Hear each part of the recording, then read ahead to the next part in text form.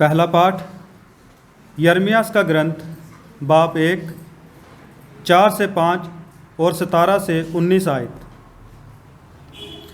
प्रभु की वाणी मुझे ये कहते हुए सुनाई पड़ी, माता के गर्भ में तुमको रचने से पहले ही मैंने तुमको जान लिया, तुम्हारे जन्म से पहले ही मैंने तुमको पवित्र किया। मैंने तुमको राष्ट्रों का नबी नियुक्त किया। अब तुम कमर कस कर तैयार हो जाओ और मैं तुम्हें जो कुछ बताऊं वह सब उन्हें सुना दो। तुम उनके सामने भयभीत मत हो, नहीं तो मैं तुमको भयभीत बना दूंगा। देखो, इस सारे देश के सामने यूदा को राजाओं, इसके अमीरों, इसके याजकों और इसके सब निवासियों के सामने मैं आज तुमको एक सदृढ़ नगर के सदृश लोहे के खंभे और कांसे की दीवार की तरह खड़ा करता हूँ। वह तुम्हारे विरुद्ध लड़ेंगे, किंतु तुमको हराने में असमर्थ होंगे, क्योंकि मैं तुम्हारी रक्षा करने के लिए तुम्हारे साथ रहूँगा। यह प्रभु की वाणी है। Page number 21, song number 14। या रब तू मेरी पाना है तो तू है मेरी जान। या रब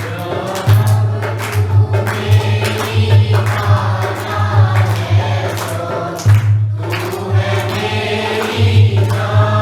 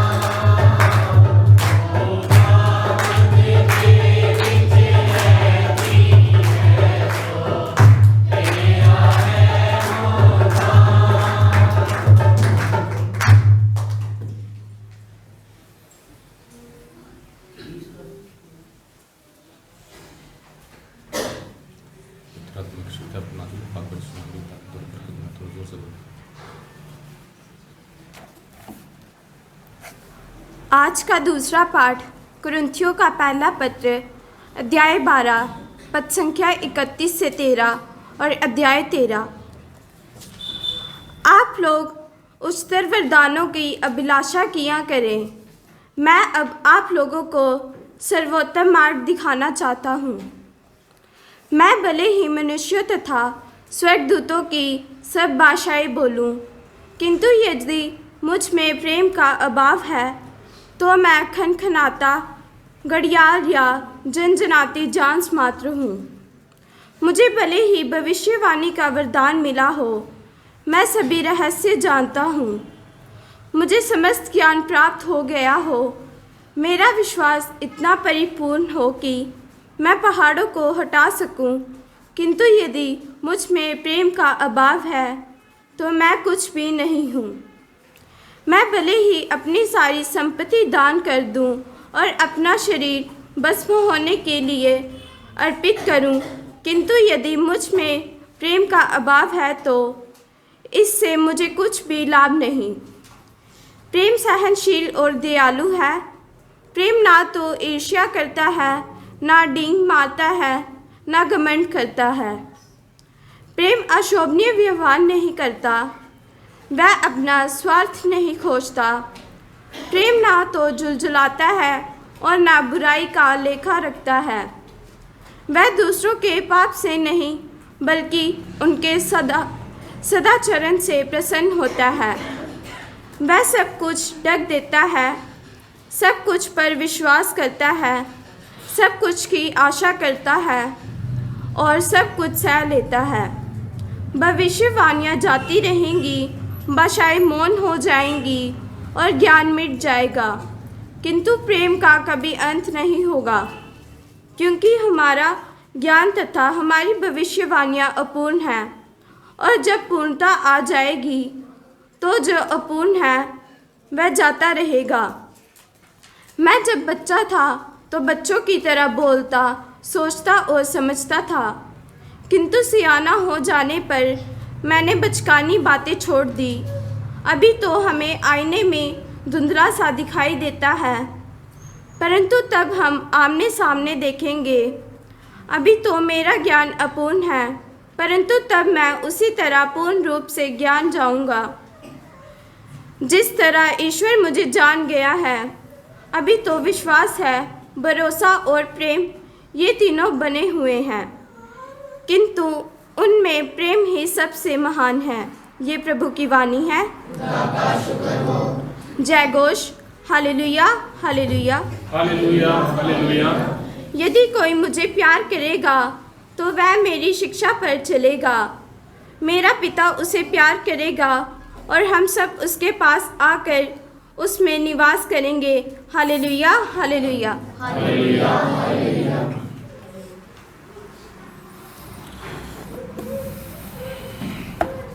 खुदावंद आपके साथ हो। अंजिल मुकद्दस संत लूकस के मुताबिक।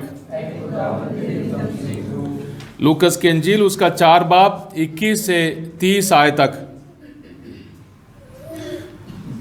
तब यीशु उनसे कहने लगे, धर्म ग्रंथ का ये कथन आज तुम लोगों के सामने पूरा हो गया है। सब उनकी प्रशंसा करते रहे। वे उनके मनोहर शब्द सुनकर अचंभे में पड़ जाते और कहते थे, क्या ये यूसुफ का बेटा नहीं? यीशु ने उनसे कहा, तुम लोग निश्चय ही मुझे ये कहावत सुना दोगे, वैद्य अपना ही इलाज करो। कफरनहूम में जो कुछ हुआ है हमने उसके बारे में सुना है, वह सब अपनी मातृभूमि में भी दिखाओ। फिर यीशु ने कहा, मैं तुमसे ये कहता हूं, अपनी मातृभूमि में नबी का स्वागत नहीं होता। मैं तुम्हें विश्वास दिलाता हूं कि जब एलियस के दिनों में 3.5 वर्षों तक पानी नहीं बरसा और सारे देश में घोर अकाल पड़ा था, तो उस समय इज़राइल में बहुत सी विधवाएं थी। फिर भी एलियस उनमें किसी के पास नहीं भेजा गया। वह सीदोन के सरेप्ता की एक विधवा के पास ही भेजा गया था। और नबी एलियस के दिनों में इज़राइल में बहुत से खोड़ी थे, फिर भी उनमें कोई नहीं बल्कि सीरी नामन ही निरोग किया गया। ये सुनकर सभागृह के सब लोग बहुत क्रोध हो गए। वे उठ खड़े हुए और उन्होंने यीशु को नगर से बाहर निकाल दिया। उनका नगर जिस पहाड़ी पर बसा था, वे यीशु को उसकी चोटी तक ले गए ताकि उन्हें नीचे गिरा दें, परंतु वे उनके बीच से निकलकर चले गए। ये खुदा की पाक अंजील है।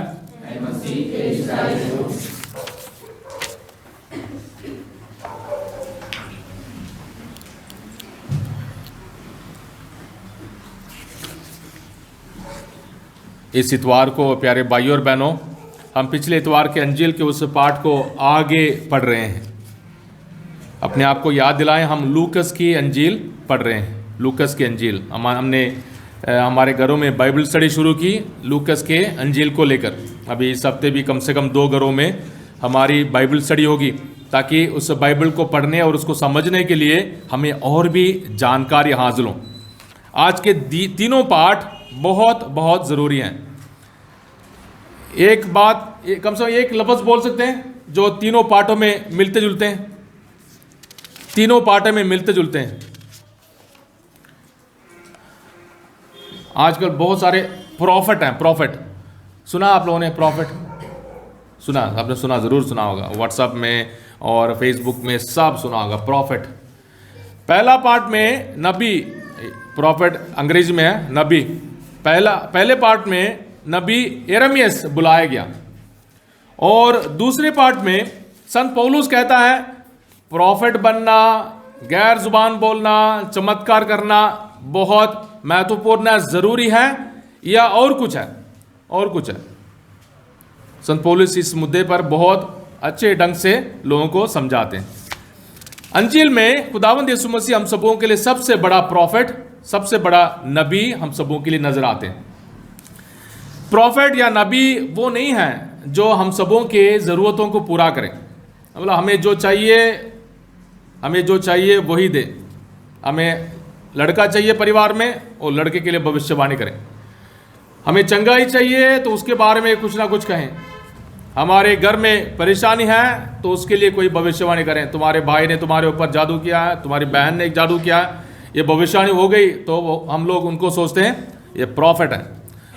और प्रॉफिट दुनिया में बहुत सारे ऐसे निकले, बहुत सारे निकलेंगे, निकलते रहेंगे।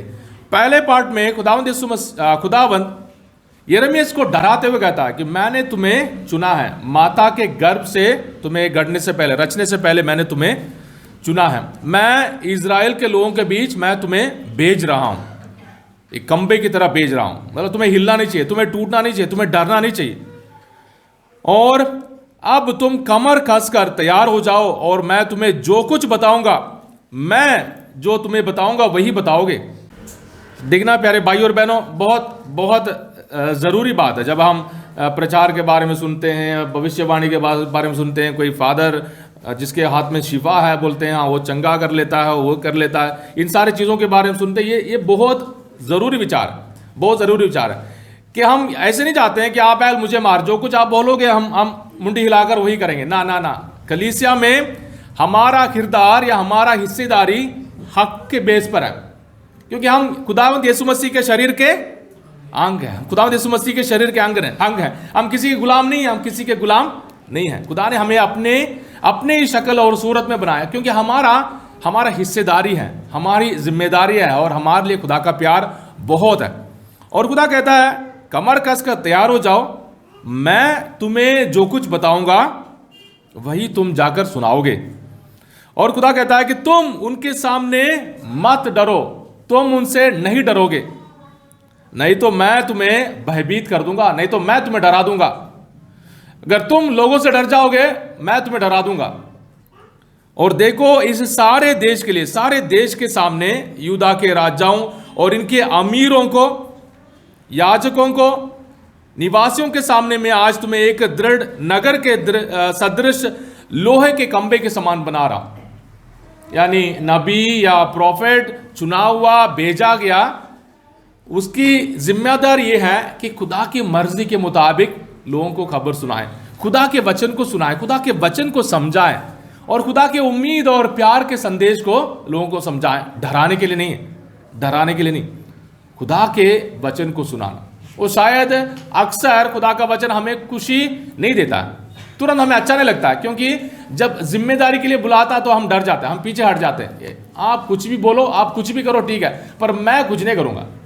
मतलब आप हमारे घर में आकर दुआ कर लो, आप मेरे सर पर आकर दुआ कर लो, आप मुझे गिरा दो, सब कुछ ठीक है, पर मैंने जिम्मेदारी नहीं निभाना, मैंने बैठकर बाइबल नहीं पढ़ना, मैंने चर्च में आकर दुआ नहीं करना, मैंने टाइम निकालकर अपनी जिम्मेदारी को पूरी नहीं करना। कहते ये पूरी दुनिया में ये आम बात है कि जिम्मेदारी की बात मत करो, पर जो कुछ करो मैं तैयार हूं, जो कुछ करो हम मान लेंगे, जो कुछ ये जितना पैसा भी ऑनलाइन पे करना हम कर लेंगे, पर कुछ ना कुछ हो जाए, कुछ ना कुछ कर लो।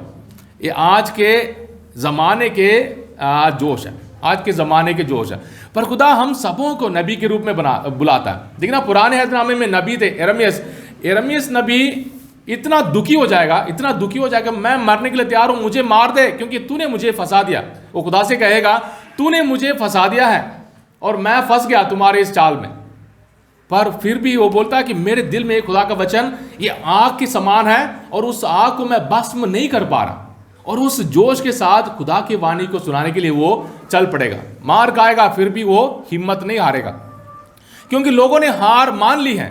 लोग सोचते हैं कि हम गुलाम बन गए, अभी हमारे लिए रिहाई कोई रास्ता नहीं है, हम आजाद नहीं हो पाएंगे, हमारे लिए मुक्ति नहीं है।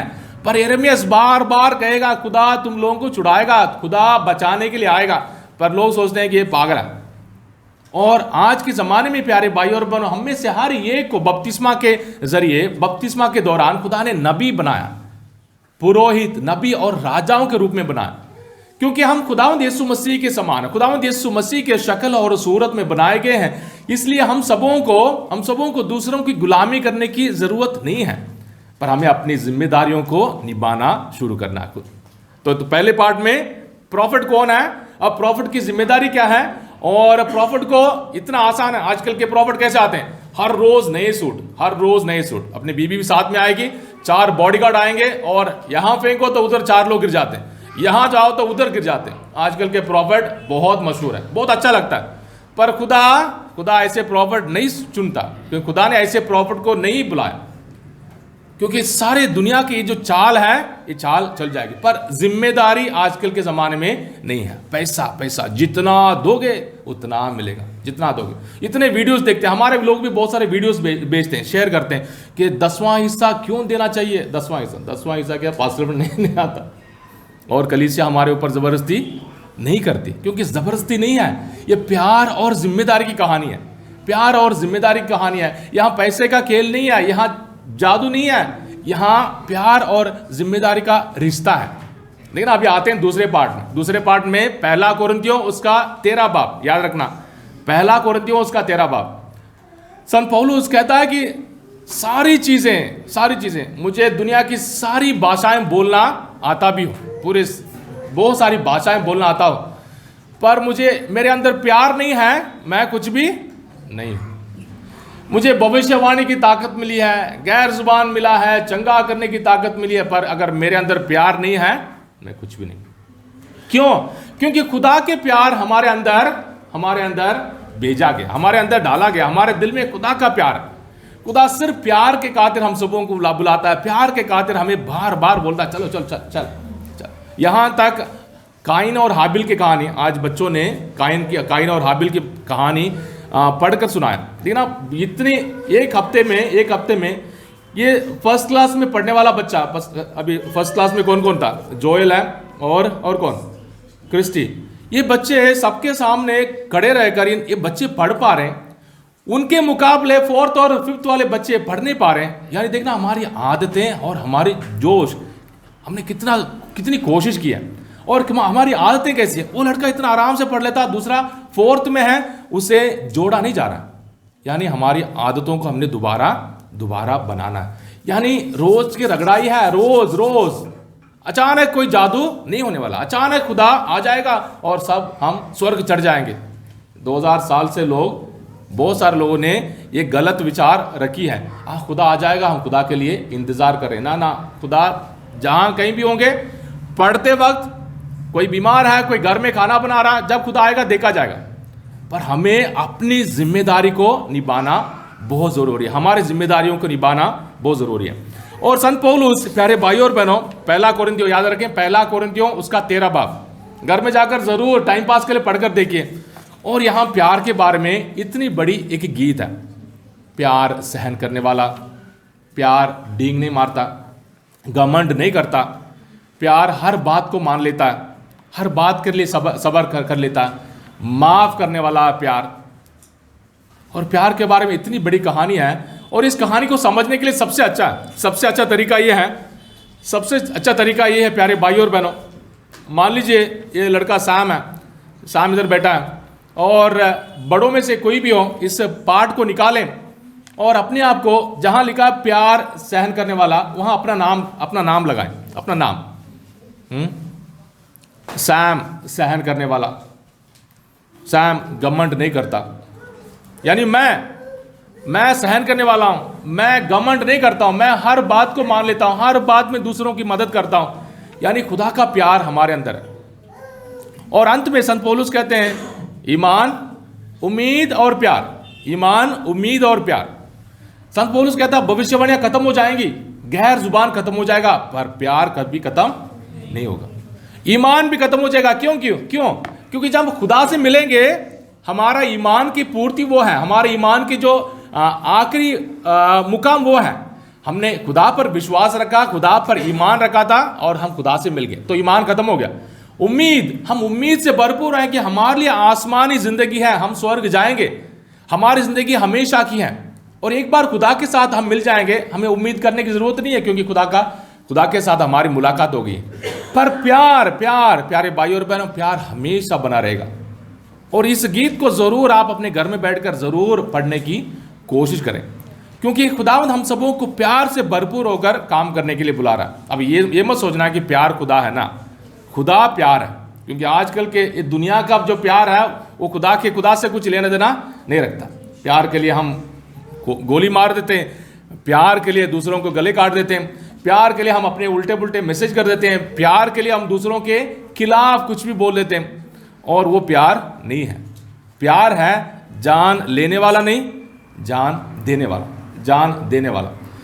बचपन से लेकर, छोटे बच्चे से लेकर भाई बहनों से लड़ना, माँ बाप की कहना मानना, ये सब में प्यार है। प्यार, खुदा के प्यार के खातिर मैं सहने के लिए तैयार हूँ, खुदा के प्यार के खातिर मैं मेहनत करने के लिए तैयार हूँ, खुदा के प्यार के खातिर मैं माफ करने के लिए तैयार हूँ, क्योंकि आज के दिन प्यार के अलावा कोई भी चीज मेरे दिमाग में काम ना करे।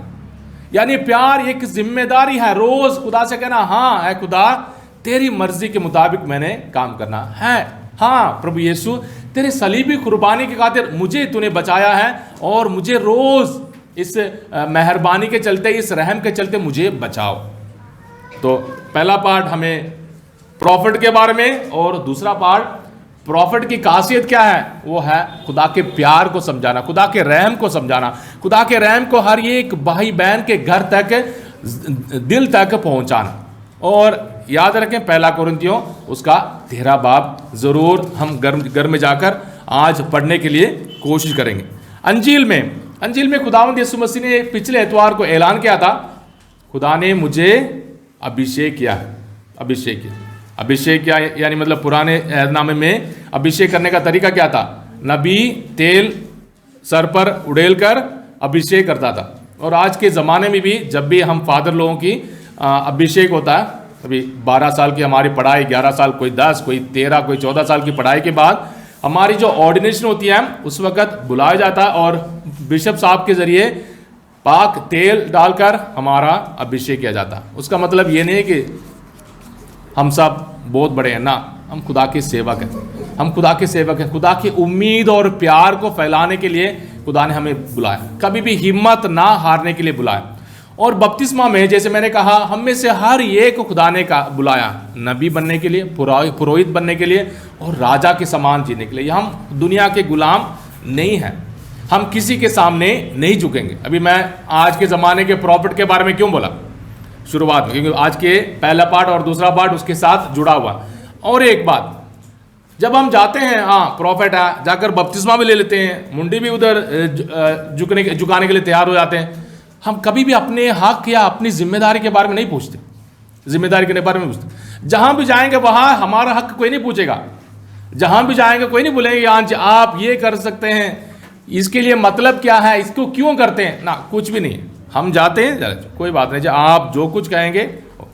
पर कलीसिया ऐसे नहीं है, कलीसिया हम सबों को बुलाती है प्यारे भाइयों और बहनों, यहाँ किसी बंदे के हिसाब से नहीं, यहाँ पाक माँ कलीसिया की शिक्षा हमने सुनाना। इसलिए हम अक्सर बोलते हैं कि हाँ जी फलाना फादर बड़ा अच्छा था, फलाने फादर से बहुत हमने सीखा है, फलाने फादर ने हमारे लिए बहुत कुछ किया, ये किया।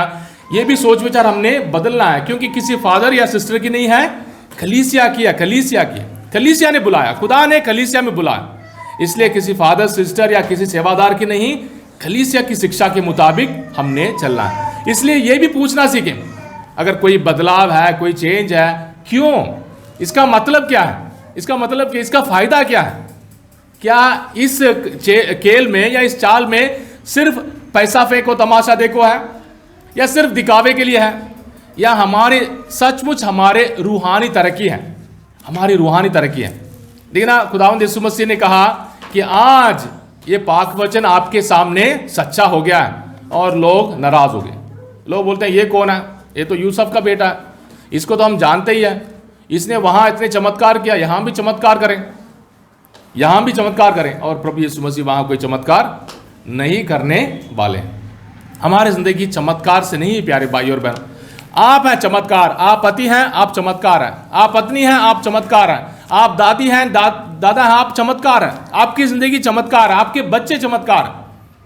इस पूरे हफ्ते में अब जब हमने सुबह 7 बजे से 8 बजे तक बच्चों को बुलाया, हमने बोला सुबह सोने की आदत तोड़ना है। हमने बोला सुबह कुछ ना कुछ हम अच्छी बातें सीखेंगे। हमने खुदा के पाक वचन के बारे में जानकारी हासिल करना है।